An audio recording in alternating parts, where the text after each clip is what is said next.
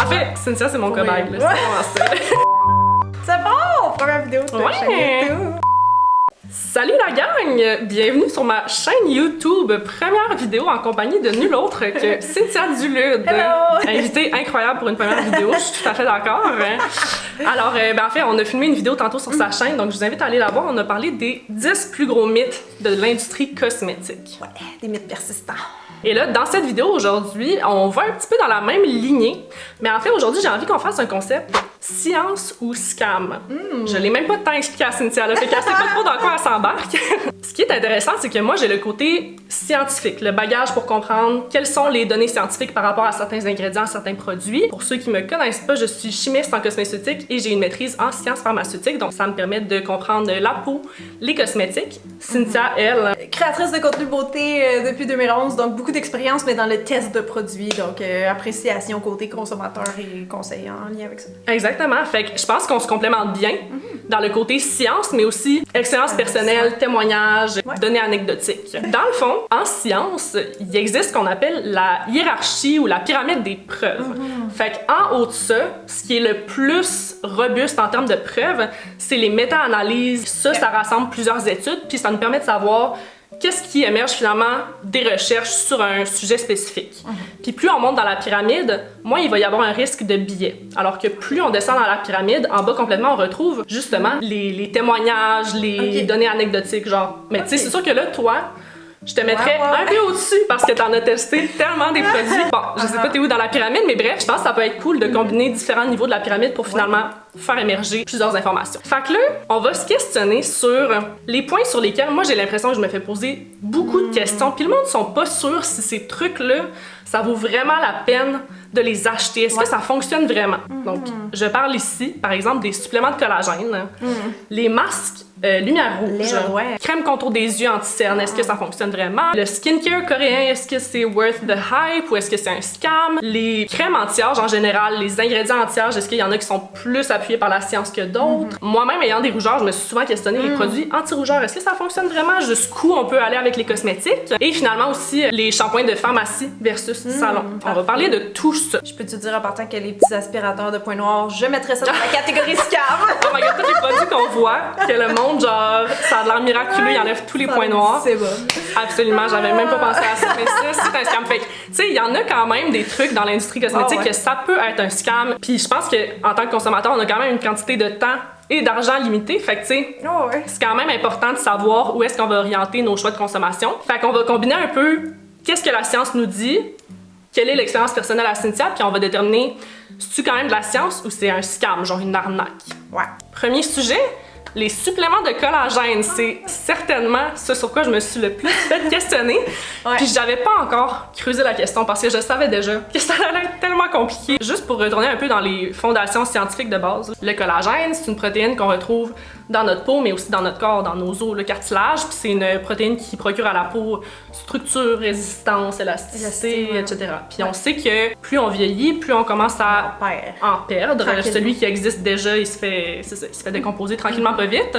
Puis notre corps synthétise aussi moins rapidement du collagène. Fait que bref, on a une perte de collagène à travers le temps. Fait que là, l'idée des suppléments de collagène, c'est de se dire, ben si j'en mange, le collagène que je mange va peut-être aller remplacer celui que je perds. C'est ça. Et même, il existe des crèmes au collagène que je pense que pour les gens ou les marques, ça sous-entend que ça vient remplacer notre collagène, mais c'est pas totalement ça. Exact, mais ça, on y reviendra, justement, les crèmes avec collagène. Le collagène, quand il va se retrouver dans notre système digestif, il va être coupé en petits blocs, des peptides, donc des blocs de quelques acides aminés. Essentiellement, ce qu'on sait, c'est que ces petits blocs de collagène sont capables de se retrouver dans la circulation sanguine et même de se retrouver jusque dans la peau. On pourrait penser que les petits blocs vont se réassembler dans la peau pour former du collagène, mais c'est pas ça qui semble se passer. Les études semblent plutôt nous démontrer que dans le fond, les petits peptides, parce qu'au final, c'est des peptides, on entend full parler de peptides dans les cosmétiques, ils sont capables de signaler à nos cellules qu'est-ce qu'il faut qu'ils fassent. Ils agissent vraiment comme des messagers qui vont dire à nos cellules, ben, produis plus d'acide hyaluronique, renouvelle-toi plus rapidement. Fait qu'au final, on a des preuves in vitro qui nous montrent que ça peut être le cas. Ça peut avoir un effet. Maintenant, là, c'est important de faire le pont entre la recherche sur des cellules et l'être humain quand on mange des suppléments de collagène. Puis c'est là que ça se corse. Parce que les études cliniques qui ont été faites avec des suppléments de collagène, il y en a qui démontrent vraiment des effets bénéfiques. Il y a du monde qui, mettons dans les bénéfices qui ont été observés chez des gens qui ont pris des suppléments, c'est surtout la peau repulpée. Une meilleure hydratation, meilleure hydratation, un peu moins de ridules, meilleure texture au niveau de la peau. Fait que ça semble être ça les améliorations principales qui ont été observées. Anecdotique ou physiquement mesuré? Physiquement mesuré. Par contre, là, l'affaire, c'est qu'il y a aussi différentes qualités d'études, il y a des données contradictoires aussi. Fait au final, en ce moment, même les méta-analyses, il y en a qui vont observer que overall, avec toute la littérature qui existe, il semble y avoir un effet bénéfique. Par contre, hier, j'en lisais une qui date de 2025 qui avait comme fait une analyse des sous-groupes, fait que les études financées, les études pas financées, puis là, ça semblait pointer vers le fait que les études financées montraient peut-être plus d'effets bénéfiques, mais bon, ça veut pas dire que parce que c'est financé, les résultats vont être truqués, mais on peut quand même garder ça en tête, mettons. Fait que c'est juste que, au final, de ce qu'on sait en ce moment, c'est encore embêtant, même si ça fait plusieurs années. C'est juste que là, c'est rendu qu'on voit ça partout sur les réseaux sociaux, le monde qui prenne les suppléments de collagène. Personnellement, dans mon entourage, j'ai quand même entendu du monde me dire « Ah, moi, je trouve que depuis que j'en prends, mes ongles sont plus forts, mes cheveux sont plus beaux, ma peau est plus hydratée. Mais tu sais, ça reste très anecdotique. Fait que là, Cynthia, aide-nous. On a besoin de toi. J'ai pas énormément d'abonnés qui m'ont questionné à ce sujet-là. Par contre, c'est vrai que maintenant, tu sais, il y a beaucoup de gens qui en vendent, là, tu sais, à leur compte et tout, là. Je sais plus les marques par cœur. Mais moi, ces gens-là qui en vendaient essayaient de me convaincre, par message de ça marche vraiment. Moi-même, je l'ai testé. Puis en 30 jours, ma peau, c'est ça, était plus, hydratée, rebondie, moins de ridules et tout le kit. Quand j'avais demandé en story une fois à ma communauté, il y en a qui trouvaient que ça faisait effet, puis d'autres non. Fait que c'était assez mitigé les résultats. Donc, ça m'a pas donné envie d'en tester. Moi, j'ai pas fait de test comme tel avec les suppléments parce que c'est ça. Un petit détail, mais tu sais, je me demandais si par rapport à mon végétarisme que je fais à la maison là, et partout autant que possible, si c'était pas un peu contradictoire comme test que j'aurais pu faire pour répondre à la question des abonnés parce que dans le fond, du collagène vegan, c'est pas du vrai collagène. Exact. Ça c'était bovin ou marin. C'est ça, c'est pas mal toujours d'origine animale. Pour ça aussi, je me sentais mal de faire le test. C'est aussi qu'à un moment donné, ça peut coûter cher. Puis je pense que ma conclusion, c'est mettons, science ou scam, il y a quand même de la science qui appuie, mais il y a des trucs plus prouvés par la science. Genre plusieurs ingrédients anti-âge. Oui, c'est parce que tu vas pas. Tu sais, c'est pas parce que tu commences les collagènes que tu vas arrêter tes crèmes. Là, le but, c'est pas de remplacer ça par ça. Fait qu'effectivement, c'est un frais de plus. Fait que pour quel bénéfice de plus, il faut faire les ratios. Ça vaut-tu la peine d'investir pour un peu plus d'efficacité au niveau de la peau? En même temps, ça semble pas avoir tant de risques associés. Fait que si vous avez envie de les essayer, allez-y fort. Puis si jamais vous avez des expériences avec ça, écrivez-nous-le en commentaire parce que plus on a d'anecdotes, plus on rassemble des données. Exact. Mais faites vos photos avant-après, prenez des notes, puis changez pas de routine de skincare pendant votre test parce que là, ça va clairement fausser. Il y a d'autres facteurs qui influencent. Mais c'est ça aussi qui est tough avec les anecdotes. Là, le monde sont comme, oh mon Dieu, mais tel produit a complètement changé ma vie, mais tu sais, c'est pour ça que les études sont importantes aussi parce que là, les paramètres vont être contrôlés. C'est là les avantages de la science. Exact. Juste revenir sur les crèmes qui contiennent du collagène. Parce que là, ça, c'est rendu quand même établi. On sait que le collagène, c'est énorme là, comme molécule. C'est gros, fait que c'est pas capable de pénétrer dans la peau. Ça, c'est clairement établi. Par contre, c'est quand même un très bon humectant. Fait que ça peut quand même retenir l'eau en surface, fait que ça peut servir à hydrater un petit peu la peau. C'est juste que je pense que souvent, quand les compagnies vont dire qu'il y a du collagène dedans, nous, en tout cas, instinctivement, ça sous-entend que ça va avoir un bienfait anti-âge, puis que ça va, c'est pas capable de se rendre jusqu'à notre derme où le collagène se trouve. Fait c'est illogique, là. Deuxième point, les masques LED lumière rouge. Que penser de ça? Là, c'est rendu qu'on voit tout le monde faire leur petite routine du matin, du soir avec leur masque rouge. C'est la grosse mode depuis d'un bon 2 ans. Ça coûte quand même quelques centaines de dollars, ces petites choses. Fait que ça a l'air bien le fun, mais comme, y a-tu vraiment de la science pour backer ça ou c'est une arnaque? La lumière rouge qui est émise par ces masques-là, c'est la lumière rouge qu'on retrouve dans le spectre visible de la lumière. Ce qu'on sait, c'est que cette lumière rouge-là est capable de générer un phénomène qu'on appelle la photobiomodulation. En gros, c'est un terme bien fancy pour dire que cette lumière-là va venir moduler différents processus biologiques dans la peau. Là, ça, c'est comme large. C'est large. Essentiellement, la lumière rouge serait absorbée par les mitochondries qui sont comme la centrale énergétique de nos cellules. Puis la lumière rouge viendrait affecter le processus de production d'énergie puis générerait plus d'énergie. C'est très simplifié, mais tout ça pour dire que plus les cellules ont d'énergie, plus ça permet d'optimiser les processus qui ont lieu dans la peau. Fait que le renouvellement, synthétiser plus de trucs, acide hyaluronique, etc. Fait que c'est un peu ça le principe de base des masques lumière rouge. Les principaux bénéfices qui ont été observés, parce qu'il y en a quand même des études quand même hautes, mettons, dans la hiérarchie de nos preuves, là, qui ont essayé de voir est-ce qu'avec les masques, il peut y avoir des bénéfices. Parce que là, il y a plusieurs facteurs qui peuvent influencer d'un appareil à un autre. Il y a les longueurs d'onde, il y a l'intensité de la lumière, le temps d'exposition, à quel point ça va être proche ou non de notre peau, ça va influencer la pénétration des rayons. Fait que c'est comme excessivement compliqué puis ça va changer d'un appareil à un autre. Mais les principaux bénéfices qui ont été observés dans les études, mettons, c'est un peu comme avec le collagène. Là, fait que au niveau de l'élasticité, de la texture de la peau, une certaine amélioration. Ça peut aussi aider à la cicatrisation puis une petite réduction des ridules, mettons. Fait que c'est pas mal ça qui semble avoir été observé. Overall, je pense que les revendications de ces marques-là, ça va être que ça réduit l'inflammation, donc ça pourrait aider pour différentes problématiques de peau, genre acné, genre rougeur, tout ça. Encore là, assez contradictoire comme données. On sait pas trop au final. Est-ce qu'il y a vraiment un effet? Comme je disais, ça dépend vraiment d'un masque à l'autre. Fait que... Puis j'ai aussi l'impression que c'est le genre d'affaire que les études le montrent quand même, que les résultats vont commencer à apparaître 9 à 12 semaines après l'utilisation de l'appareil. Puis ça, c'est probablement après une utilisation très assidue aussi. Moi, je sais, là, je me connais, c'est le genre d'affaire que je m'achèterais, je trouve ça tellement le fun, je vais l'utiliser pendant 2 semaines à chaque jour, je vais capoter, je vais dire que ça a changé ma vie. Et après, ça va s'empoussiérer dans le fond de mon garde-robe. Puis je pense que je suis pas la seule. Toi, mettons, t'as-tu déjà essayé ça? Oui, j'en ai reçu 2 différents pour tester. Je les ai prêtés à du monde qui était curieux de les tester, dont Audrey-Anne, qui est aussi sur les médias sociaux, Audrey-Anne Bellavance. Puis je sais qu'elle en a fait un TikTok, tu vois, puis elle a été assidue, mais comme pendant, je pense que c'était 1 mois ou plus, là, mais tu sais, il faut vraiment que tu fasses au minimum 1 mois, là, puis là, c'était comme à chaque avant de pouvoir dire, Je pense que c'est ça qu'elle avait peut-être une petite amélioration qu'elle trouvait, me semble, au niveau, peut-être, justement, réduction des cicatrices, tout ce qui est un peu inflammation, tout ça. Je pense que ça l'avait aidé, mais sans plus, là. Pour les bénéfices anti-âge, d'après moi, on parle de plusieurs mois d'essai, mais comme toi, moi, j'ai pas la patience. Moi, je suis pas gadget skincare dans la vie, puis j'ai pas la patience de mettre ça, parce que techniquement, tu sais, les gens, je les vois faire sur les médias sociaux d'autres choses en même temps, mais comme la lumière pourrait avoir un effet sur les yeux quand même, donc c'est pour ça qu'ils te fournissent un petit... C'est ça. Fait que t'es pas supposé, tu sais, t'es supposé fermer les yeux avec ça, parce que ça pourrait endommager la vue, je pense, à long terme, de ce que du monde dans ce domaine-là, des yeux, des optos, m'ont dit. Ça se pourrait. Et comme, c'est long, mettons, s'il faut que tu le mettes, je sais pas si c'est 15 minutes en moyenne. C'est ça, là, faut quand même... 15 à, mettons 10 à 30 minutes par jour, puis là, t'es supposé rien faire en même temps. J'ai vraiment pas le temps pour ça. Moi, ça, c'est dans mes raisons principales. Aussi, le fait que je teste en continu des produits. Quand une marque veut que je parle d'un produit pour un contrat, je leur dis, ben, il faut que je le teste, là. Surtout, c'est du skincare, faut me laisser le temps.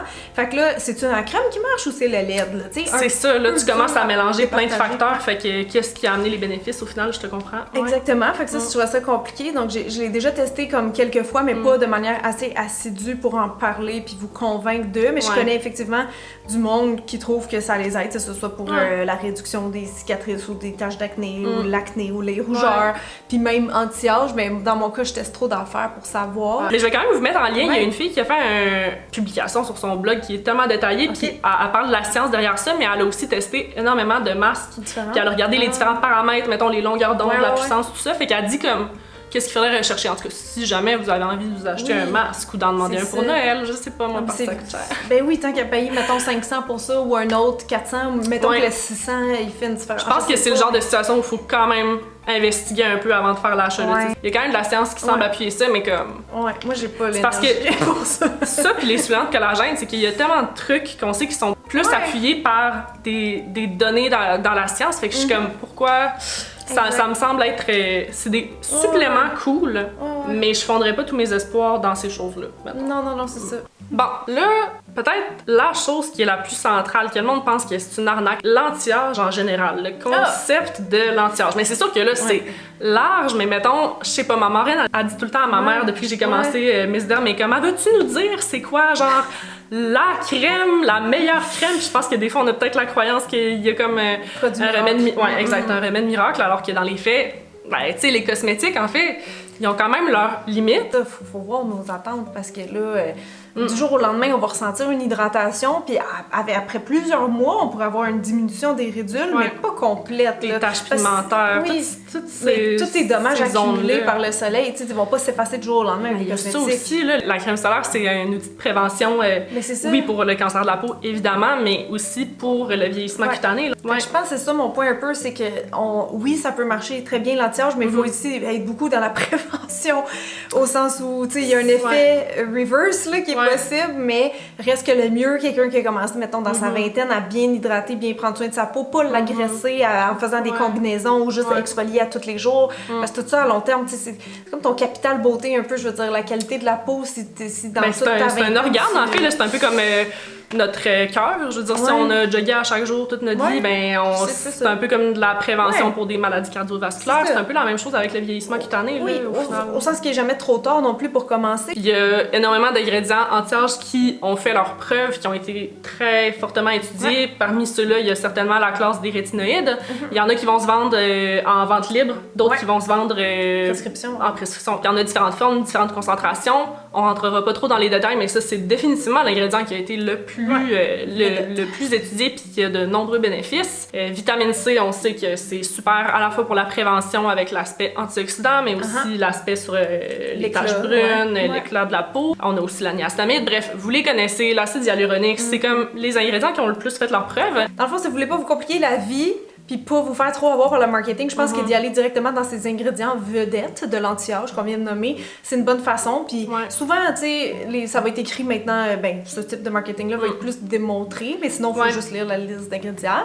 Prochain produit, tout ce qui est anti-rougeur. Je pense que, en tout cas, moi j'ai des rougeurs. Moi aussi. Je sais que toi aussi, Puis pour de vrai, de mon côté, tu sais, j'en ai déjà essayé un peu des sérums anti-rougeur, mais comme probablement pas de façon assez assidue pour me dire, j'ai-tu observé un effet ou non, mais il me semble qu'à chaque fois, je me suis dit, me semble, ça n'a rien fait. Mais tu sais, je sais pas, là. Toi? Ben, j'en teste actuellement de façon assidue, mais plusieurs back-à-back, parce que je prépare une vidéo sur YouTube sur ma chaîne, mais ça fait des mois, là, honnêtement, puis ça va sortir dans des mois, parce que je veux comme tout tester. Je suis toute en train de les essayer. Puis même celles que des fois, je me dis, on dirait que c'est moins pire, finalement. Tu sais, passe une semaine, passe 2 semaines, j'ai mes matins et soirs, là, vraiment tout le temps. J'ai pas de réelle diminution de ma coupe rose. Puis moi, c'était vraiment de la coupe rose. Pas juste une petite rougeur diffuse, j'ai vraiment des taches sur ma joue, puis il semble rien. Il y a une crème que j'ai trouvée qui marchait mieux que d'autres, là. Pas de ce test-là, mais que je connaissais de d'autres années. La Lirac, pour moi, ça a bien marché. Mais à part ça... Ce qu'on sait, par contre, c'est que tout ce qui est crème solaire, on sait que le soleil peut quand même amplifier ces rougeurs-là.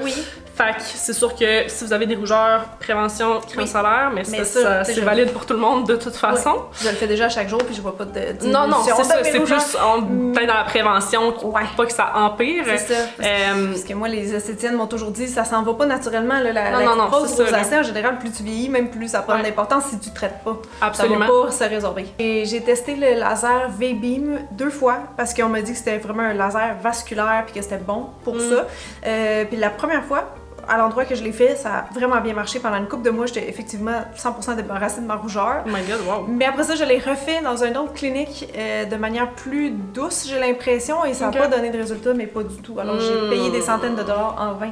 J'ai eu aucun résultat la dernière fois. Là, ça, c'est sûr que ça peut faire mal un petit peu, là. Oui, j'étais très déçue parce que la première fois, j'avais eu des bons résultats, mais tu vois, en y allant pour une autre place, une autre peut-être méthode. Je sais pas. Je pense honnêtement que ça, c'est peut-être la catégorie de problématique. C'est l'acné aussi que je pense que ça peut quand même valoir la peine une petite visite chez le dermatologue, surtout. Tu sais, ok, des petites rougeurs parce que la peau devient irritée, mais là, on parle vraiment comme au niveau des vaisseaux sanguins qui sont dilatés. C'est ça. C'est quand même tenace, les rougeurs, j'ai l'impression. Faut peut-être juste accepter aussi. Moi, je suis rendue là dans ma phase de maquillage. Peut-être que je testerai des trucs dans le futur. Si je trouve des bonnes choses, c'est c'est ça. Je vais attendre ta vidéo YouTube avant de m'acheter quoi que ce soit. En fait, Cynthia, c'est mon cobaye. C'est vraiment ça. Mais c'est le cobaye de plein de personnes. Merci pour tes services. Bon, un autre scam ou science, crème contour des yeux, plus spécifiquement aussi crème anti-cerne. Mais tu sais, comme tout ça, là, j'ai l'impression qu'on est plusieurs à se dire, là, c'est juste un petit pot de crème qui coûte plus cher que la crème pour le visage. En même temps, on sait que la peau sur le contour des yeux est factuellement plus mince que le restant du visage, un petit peu plus fragile, peut montrer les signes de l'âge aussi un peu plus rapidement. Toi, c'est quoi ta position par rapport à ça? Ouais. C'est une grosse question, là. Ce que tu viens de dire, un peu d'accord avec tout ça. Ouais. T'sais, au sens que c'est vrai que les gens sont comme, voyons, c'est les mêmes ingrédients, mais ils me vendent ça plus cher que le reste. Après, c'est vrai qu'on peut pas tout mettre nos produits visage autour, là, parce que c'est plus sensible.